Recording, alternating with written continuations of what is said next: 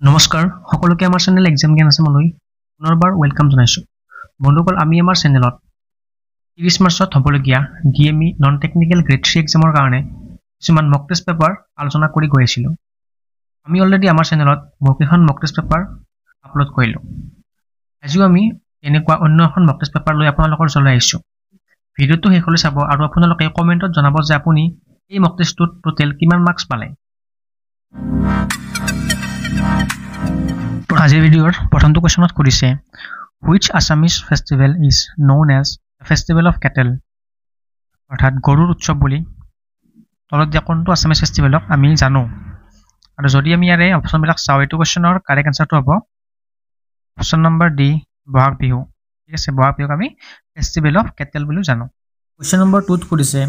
Which of the following language is not recognised in the Indian constitution,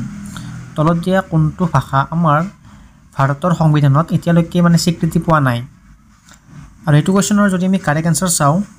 এইটো কুৱেশ্যনৰ correct answer হ'ব option number D, পাৰ্চী। আমাৰ সংবিধানত total 22টা ভাষা আছে আৰু ইয়াৰ বিষয়ে আমাৰ সংবিধানৰ 8th চিডিউলত অৰ্থাৎ 8 নম্বৰটো চিডিউলত লিখা আছে। 8 নম্বৰ চিডিউলত লিখা আছে আৰু ভাষা কেইটা আছে? ভাষা আছে 22টা। কুৱেশ্যন নম্বৰ 3ত সুধিছে, which vitamin deficiency causes night blindness. ঠিক আছে, কোনটো ভিটামিনৰ অভাৱত নাইট ব্লাইণ্ডনেছ অৰ্থাৎ কুকুৰীকণা বেমাৰটো হয়। এনেকুৱা ধৰণৰ যিবিলাক কুৱেশ্যন থাকে য'ত নেকি ভিটামিনৰ অভাৱত কোনটো বেমাৰ হয়, তেনেকুৱাবিলাক কুৱেশ্যন ডিএমইৰ ফালৰ পৰা বহুত বেছি ইম্পৰ্টেণ্ট। যদি আমি ইয়াত অপশ্যনসমূহ চাওঁ, নাইট ব্লাইণ্ডনেছ যিটো বেমাৰ হয় সেইটো অপশ্যন নম্বৰ এ অৰ্থাৎ ভিটামিন এৰ অভাৱত হোৱা দেখা যায়। কুৱেশ্যন নম্বৰ 4ত সুধিছে, which disease is caused by the deficiency of iron. Iron অৰ্থাৎ লোৰ অভাৱত তলত দিয়া কোনটো বেমাৰ হোৱা দেখা যায়। যদি অপশ্যনসমূহ চাওঁ, ইয়াৰে কাৰেক্ট এনচাৰ হ'ব option number B, anaemia. Anaemia বেমাৰটো আইৰণৰ অভাৱত হয়। এনিমিয়া বেমাৰত কি হয়, আমাৰ দেহত যিবিলাক তেজ থাকে, তেজত যদি RBCৰ পৰিমাণ কমি যায়, RBC কি? Red blood cell. যেতিয়া RBCৰ পৰিমাণটো কমি যায়, কমি গ'লে কি হয়, আমাৰ দেহত এই এনিমিয়া বেমাৰটোৱে দেখা দিয়ে। কুৱেশ্যন নম্বৰ 5ত সুধিছে, who was the first Mughal empire of India. Mughal এম্পায়াৰৰ প্ৰথমজন ৰজাৰ নাম কি আছিল? যদি আমি অপশ্যনসমূহ চাওঁ, এইটো কুৱেশ্যনৰ কাৰেক্ট এনচাৰটো হ'ব অপশ্যন নম্বৰ এ, বাবৰ। ঠিক আছে, বাবৰ হৈছে মোগল সাম্ৰাজ্যৰ প্ৰথমজন ৰজা। আমি এইখিনিতে এইটো কুৱেশ্যনৰ লগত ৰিলেটেড আৰু কিছুমান কুৱেশ্যন জানিবৰ কাৰণে চেষ্টা কৰিম। বন্ধুসকল, যদি আপুনি আমাৰ চেনেলৰ ভিডিঅ'বিলাক চাইছে, আপুনি হয়তো গম পাইছে যে আমি ইয়াত যিবিলাক কুৱেশ্যন আছে, যিবিলাক অপশ্যন আছে, জাষ্ট সেইবিলাক পঢ়ি এনচাৰটো কৈ নাযাওঁ। আমি তাৰ লগত ৰিলেটেড যিবিলাক আন ইম্পৰ্টেণ্ট টপিক, যিবিলাক আমাৰ আহি থকা এক্সামবিলাকত আহিব পাৰে, আমি সেইবিলাকো একেলগে আলোচনা কৰি চাওঁ। আৰু এইখিনিতে যদি আমি চাওঁ যে বাবৰে কেতিয়াৰ পৰা মোগলৰ ফাৰ্ষ্ট এম্পায়াৰ হৈছিল, তাৰ কাৰণে আমি জানিব লাগিব বেটেল অফ পানিপট। ঠিক আছে, বেটেল অফ পানিপট। বেটেল অফ পানিপট কেতিয়া হৈছিল? বেটেল অফ পানিপট হৈছিল 1526 চনত। আৰু যদি সোধে যে কাৰ কাৰ মাজত হৈছিল, বেটেল অফ পানিপট হৈছিল বাবৰ আৰু লোধি বংশৰ শেষ ৰজা ইব্ৰাহিম লোধিৰ মাজত। আৰু সেই যুদ্ধত বাবৰে ইব্ৰাহিম লোধিক পৰাস্ত কৰি আমাৰ ভাৰতত মোগল সাম্ৰাজ্য প্ৰতিষ্ঠা কৰে। কুৱেশ্যন নম্বৰ 6ত সুধিছে, what is the capital of Mizoram. মিজোৰামৰ ৰাজধানী কি হয়? অপশ্যনসমূহৰ ভিতৰত এইটো কুৱেশ্যনৰ কাৰেক্ট এনচাৰটো হ'ব অপশ্যন নম্বৰ বি, আইজল। মিজোৰামৰ ৰাজধানী হৈছে আইজল। যদি আমি বাকী দুটা অপশ্যন চাওঁ, মণিপুৰৰ কেপিটেল কি হ'ব? মণিপুৰৰ কেপিটেল হ'ব ইম্ফল। ঠিক আছে, আৰু কহিমা কাৰ কেপিটেল? কহিমা হৈছে নাগালেণ্ডৰ কেপিটেল। আৰু ত্ৰিপুৰাৰ কেপিটেল কি হয়? ত্ৰিপুৰাৰ কেপিটেল হ'ব আগৰতলা। কুৱেশ্যন নম্বৰ 7ত সুধিছে, who is known as the iron man of India. ইণ্ডিয়াৰ লৌহ মানৱ বুলি আমি কাক জানো? যদি কুৱেশ্যনত ইণ্ডিয়া বুলি থাকে, তেতিয়াহ'লে তাৰ এনচাৰ হ'ব option number B, Sardar Vallabhbhai Patel. ঠিক আছে, আৰু যদি ইণ্ডিয়া নাথাকি অসম বুলি থাকিল হয়, এছাম বুলি থাকিল হয়, তেতিয়াহ'লে কি হ'ব? অসমৰ যদি লৌহ মানৱ সোধে, কি হ'ব? অসমৰ লৌহ মানৱ হৈছে বিষ্ণুৰাম মেধি। বিষ্ণুৰাম মেধি হৈছে অসমৰ লৌহ মানৱ আৰু ইণ্ডিয়াৰ লৌহ মানৱ হৈছে চৰ্দাৰ বল্লভভাই পেটেল কুৱেশ্যন নম্বৰ 8ত সুধিছে which is the deepest ocean in the world মানে আমাৰ পৃথিৱীৰ সকলোতকৈ যিটো দ মহাসাগৰ আছে সেইটো কি হয় চবতকৈ যিটো ডিপেষ্ট অ'চিয়ান সেইটো হ'ব option number C Pacific ocean অৰ্থাৎ প্ৰশান্ত মহাসাগৰ হৈছে পৃথিৱীৰ সকলোতকৈ দ মহাসাগৰটো যদি ইয়াত আমাৰ কুৱেশ্যনটোত যদি ডিপেষ্ট শব্দটোৰ ঠাইত বিগেষ্ট থাকিল হয় তেতিয়াহ'লে কি এনচাৰ হ'ল হয় যদি বিগেষ্ট অ'চিয়ান সোধে তেতিয়াও এনচাৰটো পেচিফিক অ'চিয়ানে হ'ল হয় বন্ধুসকল ইয়াতে মই আপোনালোকক জনাওঁ যে এই যিটো প্ৰশান্ত মহাসাগৰ আছে সেইটো ইমান ডাঙৰ যে আমাৰ পৃথিৱীত টোটেল যিমানকেইখন মহাদেশ আছে অৰ্থাৎ 7খন মহাদেশ আছে আৰু সেই 7খন মহাদেশতকৈও পেচিফিক অ'চিয়ানটো বিগেষ্ট হয় মানে ডাঙৰ হয় কুৱেশ্যন নম্বৰ 9ত সুধিছে which country will host the 2026 FIFA world cup 2026ত যি ফিফা ৱৰ্ল্ড কাপ হ'ব গৈ আছে সেইখন কোনে হোষ্ট কৰিব ঠিক আছে আৰু এইটো কুৱেশ্যনৰ কাৰেক্ট এনচাৰ হ'ব অপশ্যন নম্বৰ বি অৰ্থাৎ USA কানাডা আৰু মেক্সিকোৱে 2026ত হ'ব লগা ফিফা ৱৰ্ল্ড কাপ হোষ্ট কৰিব এই যে ফিফা ৱৰ্ল্ড কাপ আছে সেই ফিফা ৱৰ্ল্ড কাপটো 4 বছৰৰ মূৰে মূৰে হোৱা দেখা যায় ঠিক আছে এইটো হয় 4 বছৰৰ মূৰে মূৰে ইয়াতে যদি আমি চাওঁ যে 2026ৰ আগৰ যিটো ফিফা ৱৰ্ল্ড কাপ হৈছিল এইটো কেতিয়া হৈছিল সেইটো হৈছিল 2022 চনত আৰু কুৱেশ্যনত এইটো কুৱেশ্যনো আহিব পাৰে মানে পৰীক্ষাত যে 2022 চনত যে ফিফা ৱৰ্ল্ড কাপ হৈছিল সেইটো কোনে হোষ্ট কৰিছিল মানে সেনেকৈ যদি সোধে তেতিয়াহ'লে তাৰ এনচাৰ হ'ব কাটাৰ ঠিক আছে মানে এইখন দিশে 2026ত হোৱা ফিফা ৱৰ্ল্ড কাপ হোষ্ট কৰিছিল ইয়াতে আমি এইটো জানিব লাগিব যে প্ৰথম যিটো ফিফা ৱৰ্ল্ড কাপ হৈছিল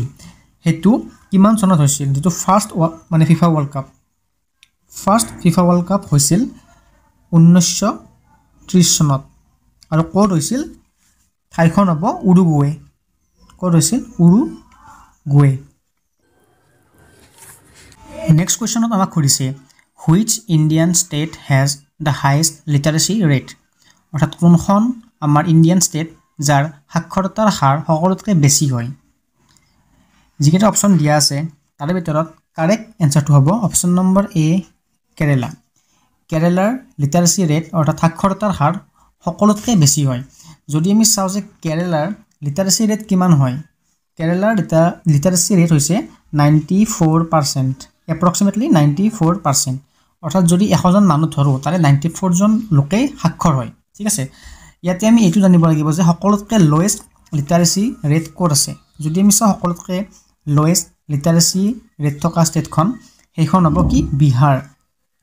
বিহাৰৰ মানে লিটাৰেচি ৰেটটো সকলোতকৈ কম হয় আৰু বিহাৰৰ যিটো পাৰ্চেণ্টেজ মানে লিটাৰেচি ৰেটৰ পাৰ্চেণ্টেজ সেইটো হৈছে এপ্ৰক্সিমেটলি 61%। কুৱেশ্যন নম্বৰ 11 আমাক সুধিছে what is the name of the border between India and China মানে ইণ্ডিয়া আৰু চাইনাৰ মাজত যিডাল বৰ্ডাৰ লাইন আছে সেই লাইনডালৰ নাম কি হয় আৰু ইয়াত যিকেইটা অপশ্যন দিয়া আছে তাৰে ভিতৰত যিটো কাৰেক্ট এনচাৰ সেইটো হ'ব option number C McMahon line India চাইনাৰ কি হ'ব মেকমোহন লাইন যদি আমি ইয়াত চাওঁ ডুৰান লাইন কাৰ মাজত আছে ডুৰান লাইন আছে আফগানিস্তান আৰু পাকিস্তানৰ মাজত ঠিক আছে নেক্সট অপশ্যন বিত আছে ৰেড ক্লিফ লাইন আছে ইণ্ডিয়া এণ্ড পাকিস্তান ঠিক আছে বাকী অপশ্যন নম্বৰ ডিত যিটো আছে পাক ষ্ট্ৰেইট সেইটো মানে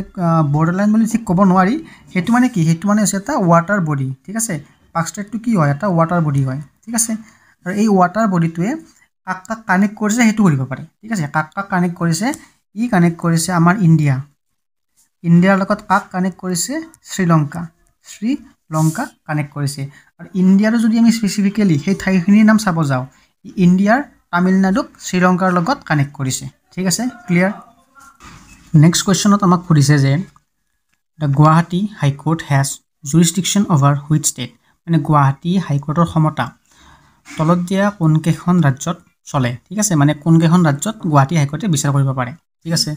আৰু এইটো কুৱেশ্যনৰ যিটো কাৰেক্ট এনচাৰ সেইটো হ'ব চাওক ইয়াতে অসমো হয় নাগালেণ্ডো হয় আৰু অৰুণাচল প্ৰদেশো হয় গতিকে কাৰেক্ট এনচাৰটো হ'ব অবভিয়াছলি অল অফ দিছ যদি আমি ভালকৈ চাব যাওঁ গুৱাহাটী হাইকোৰ্টে মানে যিটো জুৰিছডিকশ্যন আছে সেইটো টোটেল 4খন ষ্টেটৰ ওপৰত হয় এখনটো হ'ল আসাম এখন নাগালেণ্ড এখন অৰুণাচল প্ৰদেশ আৰু এখন আছে আৰু সেইখন হৈছে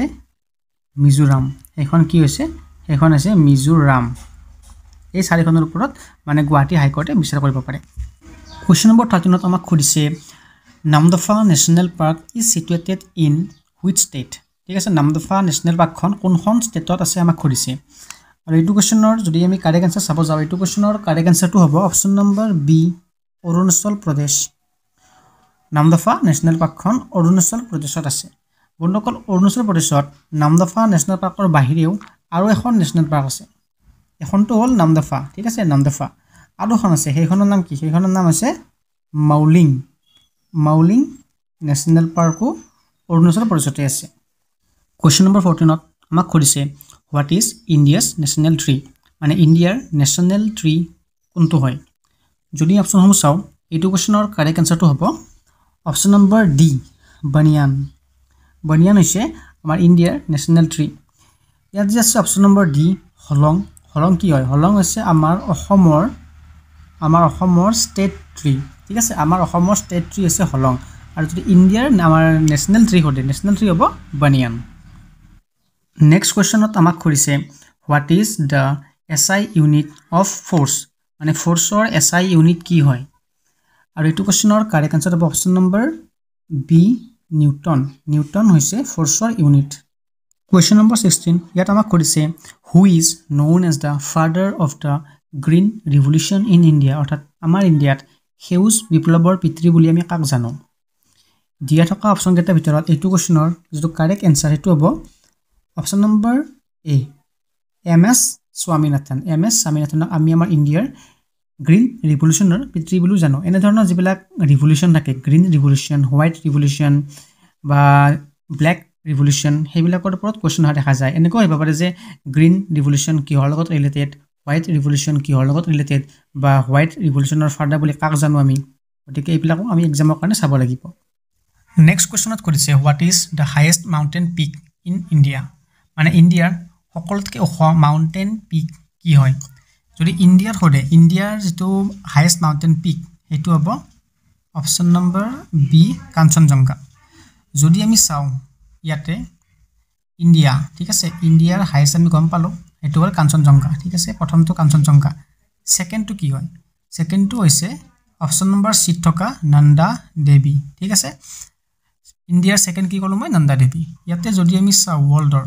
ঠিক আছে ৱৰ্ল্ডৰ চাম আমি এতিয়া ৱৰ্ল্ডৰ হাইয়েষ্ট পিক সকলোৱে জানে এইটো এনসাৰ এইটো কি হয় মাউণ্ট এভাৰেষ্ট কি হয় মাউণ্ট এভাৰেষ্ট আৰু ৱৰ্ল্ডৰ ছেকেণ্ড হাইয়েষ্ট পিক কি হয় ছেকেণ্ড হাইয়েষ্টটো হৈছে K2 যাক আমি গডউইন অষ্টিন বুলিও জানো আৰু ৱৰ্ল্ডৰ যদি আমি থাৰ্ড হাইয়েষ্ট পিক চাব যাওঁ তেতিয়াহ'লে হ'ব কাঞ্চনজংঘা ঠিক আছে ৱৰ্ল্ডৰ ফাৰ্ষ্ট কি হয় মাউণ্ট এভাৰেষ্ট ছেকেণ্ড K2 বা গডউইন অষ্টিন থাৰ্ড হয় কাঞ্চনজংঘা আৰু যদি আমি ইণ্ডিয়া লেভেলত চাওঁ কি বুলি ক'লোঁ মই ফাৰ্ষ্ট হ'ব কাঞ্চনজংঘা নেক্সট হ'ব কি নন্দা দেৱী বন্ধুসকল কুৱেশ্যন নম্বৰ 18ত আমাক সুধিছে in which year Assam separated from Bengal to become a separate province অৰ্থাৎ কিমান চনত আমাৰ অসমখনক বেংগল প্ৰভিন্সৰ পৰা কাটি আনি তাক মানে সেপাৰেটকে এখন ৰাজ্য হিচাপে ঘোষণা কৰিছিল সেইটো কৰিছে ইয়াত আৰু সেইটোৰ কাৰেক্ট আনসাৰটো হ'ব অপচন নম্বৰ বি অৰ্থাৎ 1874 অসমখনক বেংগল প্ৰভিন্সৰ পৰা সেপাৰেট কৰা হৈছিল কুৱেশ্যন নম্বৰ 19ত সুধিছে which vitamin helps in blood clotting অৰ্থাৎ ব্লাড ক্লটিং কৰাত কোনটো ভিটামিনে হেল্প কৰে মানে তেজ গোট মৰাত কোনটো ভিটামিনে সহায় কৰে সেইটো আমাক সুধিছে আৰু সেইটো ভিটামিন হ'ব অপচন নম্বৰ বি অৰ্থাৎ ভিটামিন কে যেটো আছে সেইটোৱে ব্লাড ক্লটিং কৰাত আমাক হেল্প কৰে অৰ্থাৎ তেজ গোট মৰাত আমাক সহায় কৰে বন্ধুসকল আমাৰ মক টেষ্টৰ এইটো হৈছে লাষ্ট কুৱেশ্যন ভিডিঅ'টো ইমানখিনিলৈকে চোৱাৰ বাবে আপোনালোকক ধন্যবাদ আৰু কুৱেশ্যন নম্বৰ 20ত আমাক সুধিছে যে হু was the governor general during the first war of independence আৰু এই ফাৰ্ষ্ট ৱাৰ অফ ইণ্ডিপেণ্ডেন্স কেতিয়া হৈছিল 1857ত হৈছিল আৰু সেই সময়ত গভৰ্ণৰ জেনেৰেল কোন আছিল আমাৰ সেইটো আমাক সুধিছে যদি আমি অপশ্যনসমূহ চাওঁ এইটো কুৱেশ্যনৰ কাৰেক্ট এনচাৰ হ'ব option number B Lord Canning আৰু 1857ত কি হৈছিল 1857ত হৈছিল অসমত চিপাহী বিদ্ৰোহ আৰু ঠিক সেই সময়তে গভৰ্ণৰ জেনেৰেল আছিল লৰ্ড কেনিং বন্ধুসকল আজিৰ ভিডিঅ'ত এইখিনি আছিল কমেণ্টত সকলোৱে নিজৰ মাৰ্কছবিলাক জনাব বুলি আশা থাকিল আৰু যদি কিবা কৰবাত ভুল হৈছে তেতিয়াহ'লে আমাক কমেণ্টত সেইটো দেখুৱাই দিব বুলি আশা থাকিল লগ পাম নেক্সট